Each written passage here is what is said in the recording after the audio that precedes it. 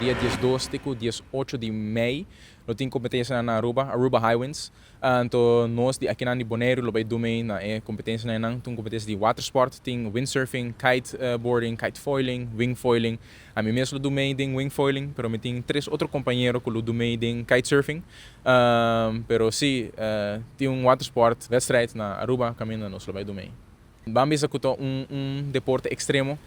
Kitesurfing tá bom deporte que tem fleet em laira, ando botar riba planque, ando assim não botar vai links rechts riba água, ando botar tricky, vai hopi lier também, ou vai hopi leu, assim distância na largo, ando depois botin parte extra que tá bem com foil, qual tá planque que tá sali fora de água, com coisa que se chama hydrofoil, que tá soro para não pôr que da sway riba água. Ando local me está assim tá, vamos me tá kita elinha não foi de kite, tem kite demi mang mes, ando se não se chama wingfoiling.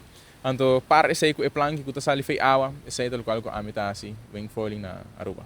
Ano passado, em competência nang mi alogra sali de 2 lugares ba slalom, mi rumang de Bonaire mes Nigel sali de prome, então a mi sali de prome riba é long distance, qual é distância largo.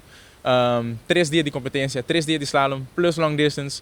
Dus op een gegeven moment é da vira a 6 de abril venideiro aqui nós temos fundraising que nós estamos organizando em forma de barbecue para nós lançar fundo, para nós pagar nos tickets para nós poder Aruba e competir em Aruba Highwinds. De 6 de abril, o qual que vou verwachten pida galinha, pida ribs, bom arroz molo, salada de macaroni, então também é choice de 2 saus de pinda ou saus de garlic. Sa que na tour preparar door de melhor chef de Caribe, Jay Kelkboom, qual é a gana de 2025. Então, tem extra também como para comprar ora boia ginang, qual é juice, fresh, juice limonci, também cake of corn on the cob, local que vou bestel à parte.